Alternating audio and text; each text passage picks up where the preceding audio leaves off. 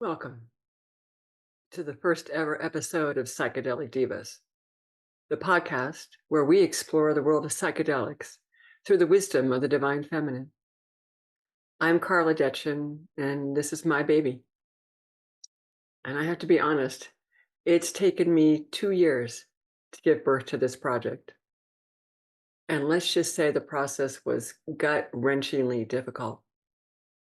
In fact, my response for the last 6 months prior to this launch, whenever anyone would ask me how the podcast was coming, was to say, I'm still crawling forward over broken glass. Thanks for asking. So I'd love to tell you a little bit about the journey of how I got here. In the spring of 2022, I was in a psychedelic ceremony, having a lovely time, minding my own business, when my guides or higher self or whatever, inner or outer messenger from beyond, told me I should create a podcast where I spoke and taught about psychedelics. Now, this wasn't so out of the blue. I had spent a good part of my pandemic time in 2021 having fun on the Clubhouse audio app, hosting rooms in the Psychedelic Clubhouse, talking about my personal experiences and providing advice around psychedelic preparation, intention, and integration. Now, that in itself had been a stretch for me, because while I had been in the world of psychedelics since 1983, I had always been deeply underground about my personal use. I know everyone's talking about psychedelics these days, but that has not always been the case. And my use was deeply hidden. And I was very protective around the people I was doing these substances with. So it was a big deal for me to come up from the underground in 2021 and talk publicly on Clubhouse about my use and experiences. But Clubhouse was a fairly benign venue. Psychedelics were having a worldwide resurgence, and many people were openly talking about their use. Everybody that I previously knew on the app already knew about my psychedelic use, so I never felt unsafe. It was public, but it was a very small, contained slice of the web. I never felt fully exposed to the world. So there I was, having a lovely journey back in 2022. And my guides present me with the idea of doing this podcast. I was told it should be an interview style podcast, and I was shown a number of amazing psychedelic women who were dear friends who would be guests. I was told it should be called Psychedelic Diva, diva for the Latin word for goddess, in order to invoke the divine feminine. I was shown how important it would be to showcase the world of psychedelics through the wisdom of the divine feminine, especially as these medicines come into the legal, medicalized model, which traditionally holds very masculine energy. I was shown that by leaning into the feminine, and by that I'm not talking gender, I'm talking about the feminine traits that are innate to all of us, such as intuition, creativity, collaboration, community, nurturing, healing, and compassion. I was shown that if I could shine a spotlight on these medicines through that focus, that I would be doing my part to help shepherd these incredible substances into the mainstream as safely as possible. Because the truth is, these are powerful medicines, and when they aren't used with the proper respect, reverence, and safe containment, things can go very wrong. So my guides were showing me all of this and telling me that they wanted me to move this podcast forward. And in that moment, while I was high, it all seemed like a great idea. Uh, so great, in fact, that I bought the domain psychedelicdiva.com that night. It wasn't until I came back home and into my daily world that I began to deeply question the wisdom of me doing this podcast. I mean, yeah, sure, I had shared good information and helped people trying to navigate the complex world of psychedelics in those clubhouse rooms. But a podcast was a totally different beast altogether. podcast was way more scary. First of all, it meant when you Googled my name, there it would be, Carla Detchon, Psychedelic Divas. And that thought made my stomach clench. What would my neighbors think? What would my high school friends think? I had crazy, debilitating thoughts about random people I knew and their imagined reaction. I imagined scenarios where a mother would contact me and say, my kid listened to your podcast and tried psychedelics, and now they're dead. And even though I'm doing this podcast with the number one goal being harm reduction, it didn't matter. The fear still paralyzed me. I imagined all the trolls and hate-filled invective that would get spewed at me, because that's just the reality of having an online voice, especially as a woman. I uncovered a deep existential fear that I believe came from lifetimes ago, that was related to speaking my truth and being killed for it. And even though I've never experienced anything like that in my current life, this fear was deep and core and incredibly debilitating. So those thoughts led me to spend the last 2 years clearing out these gut fear reactions that all of this brought up in my body. And that's when I knew that this podcast was going to be way more than me just sharing personal stories and wisdom and best practices. That's when I knew it was also going to be a deep personal growth experience, the kind that takes you through the dark night of the soul. So that's what I've been doing for the last 2 years. I dug deep and cleared out lifetimes of muck. It was a heavy lift, but I learned so much. And I can't wait to share some of those awarenesses with you. I cleared out deep existential terror. I sabotaged myself. I procrastinated. I dragged my feet so much that my first podcast producer fired me. But I also persevered. And at the same time, I learned so much about what it takes to actually put a soul project forward and to move through that kind of deep resistance. And I'm not going to lie, these last 2 years sucked, but I knew this was the kind of challenge I needed to dig in to do my own personal growth work. And it turns out that work was really important. I always tell my clients, nobody wakes up and says, my life is perfect. I think I'll change it. And back in 2022, my life was pretty good. There were no issues or worries in my life that would have led to a personal growth challenge. So the universe simply handed me one. Oh, and you might have noticed that I said the original name given to me was Psychedelic Diva, but somehow it never felt quite right. The singular of Diva made it sound like this podcast was going to be all about me, which is exactly the opposite of the divine feminine traits of community and collaboration. Then it came to me to add the S to Diva, and suddenly I had found the right resonance. Because while this podcast will absolutely be deeply personal, it is all about the collective. So here we are. So now that I got that all out of the way, why should you listen to me or any of my awesome guests?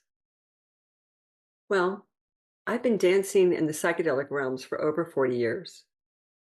I had my first big psychedelic experience, an LSD trip, in the summer of 1983. I had just graduated from college, and my boyfriend and I had driven out to California for the summer from North Carolina. We decided we wanted to have the full San Francisco psychedelic experience. Now, I want to be clear. When he first mentioned wanting to do LSD, I was an absolute no. My first reaction was, I don't want to fly out a window. Now, for those of you who are younger, when I was growing up, a famous television show host, Art Linkletter, his daughter famously, supposedly took LSD and went to the window, said, I can fly, and she jumped to her death. Well, that story became the anti-drug message of the time, and I fully bought in. Turns out the story wasn't true, and no drugs were found during her autopsy. Other stories in those days said that LSD caused chromosome damage. It doesn't. But due to these stories and other urban myths, I was a big fat no for doing LSD. I was, after all, a good girl from a good family, a debutante, a sorority girl, and LSD did not fit that mold in any way. However, my boyfriend provided me with a number of articles that talked about LSD and how the problems in the 60s were due to too high of a dose. Eventually, he talked me into it, and we prepared for our day. We created a beautiful spread of snacks and appetizers in the kitchen. We put on some music. We locked the windows just in case, and we waited. And I have to say, it was an incredibly beautiful day. The first thing we did was to put away all that food because we had zero appetite. I just remember what a loving, connected, outrageously fun day we had. We never left the apartment, but we were far from bored. At one point, I was thinking about all the bad stories I had heard about LSD, and the thought came into my mind, everything they told you was a lie. I felt the truth of that statement, and it shifted everything for me. At the end of the long, long day, we ventured out to the top of Twin Peaks in San Francisco. And there, with the city lights twinkling like little jewels beneath us, we talked about how much we loved each other. And we made a pact that we would always be friends, even if we broke up. Well, we did end up breaking up, but we have kept that pact. We are still dear friends to this day. I then spent the next 10 years in purely recreational explorations, and my friends and I had a lot of fun. And in that process, we learned how to keep each other safe. We learned about dosing and set and setting without ever knowing that set and setting were even a psychedelic concept. I learned how to navigate these medicines while dancing, engaging with strangers, managing a party scene, hiking in the redwoods. I learned a lot of skills in those 10 years, and I thought that was pretty much what these drugs were all about. Then, in the mid-90s, I turned a dear friend onto MDMA and then mushrooms, and he in turn began to explore the deeper side of these medicines. He had always been a seeker, an ex-Mormon who was still looking for that deep spiritual connection, but without the baggage that the church had held for him. This friend found Terence McKenna, and we went to hear him speak in the East Bay, which was definitely eye-opening. This friend kept searching, and he ended up at the epic ethnobotanical conference in Palenque, Mexico, that Terence and some friends had been curating for a decade. There, my friend found Dr. Ralph Metzner, who was one of the speakers.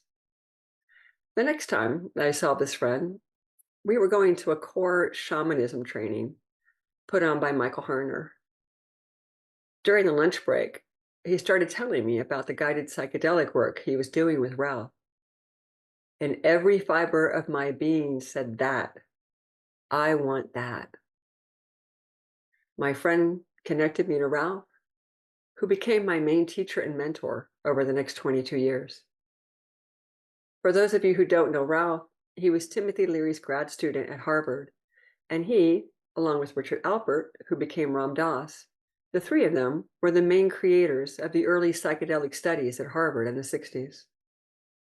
Ralph went on to a career in academics, and he wrote over 20 books. He was also a professor and dean of CIIS in San Francisco. Ralph was a mapper of consciousness, and he was also an extraordinary underground psychedelic guide and group leader. Ralph took his groups through guided meditations while we were tripping. He was a master at leading us into realms we could never have accessed on our own because we had no idea to even look for such things. Ralph was a teacher at heart and an expert in consciousness and Norse mythology. In these journeys, while also a little high himself, Ralph was a transcendent guide of the psychedelic realm. I've never experienced anything else like it. And I feel so blessed that I was able to learn at the foot of this psychedelic icon for 22 years. He led us in epic 5 and 6 day journeys, each day with a different medicine and a different guided meditation, each day building upon the next so that something might get revealed to me in the first night. And then each night, my guides would provide more and more revelations as if they were following along with what Ralph had to teach us, as if they were waiting for the perfect moment in each evening to layer in a deeper reflection of what I had been shown in previous nights. It's the most powerful personal growth work I've ever done. Oh, and the music. Ralph was an incredible DJ as well as an expert psychedelic guide to the cosmos. In addition to working with Ralph all those many years, he introduced me to another revered elder who was just starting up a women's psychedelic group. This woman, who was the same woman who gave Michael Pollan his ayahuasca journey, created a beautiful psychedelic women's group where she taught us how to hold exquisite, divine feminine space. Her groups were very different than Ralph's, so I got to learn from a totally different lineage, as she had been trained by the secret chief, Leo Zeff. A few years later, I attended my first psychedelic conference, the Psychedelics and Creativity Conference, curated by Terrence McKenna in Hawaii. The next year, I got to attend the same amazing ethnobotanical conference in Palenque, Mexico, that my friend had gone to the year before. This larger-than-life week-long conference provided the participants the opportunity to sit by the pool or over dinner and discuss all things psychedelic with the amazing conference presenters, such as Anne and Sasha Shulgin, Alex and Allison Gray, Jonathan Ott, Rob Montgomery, Amanda and Jamie Fielding, and so many more. I was sold. And psychedelics became an innate part of who I am and who my community was. I live in the Bay Area, so I got to be a part of the underground psychedelic scene, and that's where I met and became friends with so many of the women I'll be featuring on my podcast. 20 years ago, I changed careers to become a life coach. And today, my focus is on integration coaching, where I love helping my clients access their inner wisdom through guided meditations, integration practices, and energy work. One of the most important things I've learned over the past 40 years is how important integration is to a psychedelic experience. Integration is often the piece that gets the least amount of time and focus because we tend to just go back into our daily lives and gravity takes over and pulls us back to the safety of our old ways of being and doing. But that's why integration is so important. It's the key to making those inner changes flow into our outer lives. Without integration, very little sticks long term. Integration is where the real change happens. But integration doesn't just happen by journaling or doing some art. Real integration is a practice. It takes intention and focus and commitment. But I found that when you do integrate the messages you received, that's when your life really takes a shift forward. So that's what I'm doing with this podcast. My goal is to provide trustworthy, reliable information to help people decide whether these medicines are right for them, because they are absolutely not for everyone. And if someone does decide they want to try these substances, then I want to make sure they can do so as safely as possible. So I want to do all that. But on a personal level, I want to acknowledge that I am integrating that message I received 2 years ago to do this podcast. This has been one of the hardest messages to integrate, to make real, that I've ever gotten. So whether this podcast is a success or not, I'm honoring myself for following through with that commitment I made to the universe 2 years ago. And for that, I'm going to give myself a little pat on the back. So I hope you like it. I can tell you that I have a number of wonderful psychedelic women I can't wait to introduce you to who are doing amazing things in the world. I'm excited to share their stories with you, and I'm also excited to grow a psychedelic community that values reverence, sacredness, communal and personal healing, and compassion. So here's my invitation. Please visit our gorgeous website at psychedelicdivas.com, where you can sign up for our mailing list so you'll never miss an episode. And in exchange, I'll give you my psychedelic safety guide, including what to do when things go wrong. I put a lot of sweat and effort into creating that guide, and it's full of important insights into how to prepare for your psychedelic journey, how to keep yourself safe, as well as how to navigate if something should go sideways. Please make use of it and share it with your friends. Above all, I am committed to your safety, and all of my best practices and wisdom are in this guide. Thank you so much for listening. This inaugural episode represents both an ending and a beginning. The ending is that I'm finally done with all the hard work of launching a podcast. I have been working towards this moment for 2 years, and I am so relieved to finally have the launching done so that I can move into the fun part, the actual doing of the podcast. So I am celebrating this moment and honoring that commitment I made to the universe 2 years ago that I have finally integrated. But before we end, I want to give a heartfelt shout out to the amazing team who helped me get this across the finish line. My incredible designer, Diana from The Well, who designed my beautiful website and branding, and most importantly, my powerful talisman logo that I love so much. I might even get it tattooed someday. My committed web development team at Love Pixel Agency, who brought Diana's designs to life and never complained when I disappeared mid-project and then came back and said, hey, can we make this happen at the very last minute? My awesome new podcast producer, Sonia Flores, who has already proven herself to be a rock star in so many ways. I also want to acknowledge Suzanne Sterling and Christopher Crockey, who graciously gave me permission to use their beautiful song, Om Mane Padme Om, as my signature music for this podcast.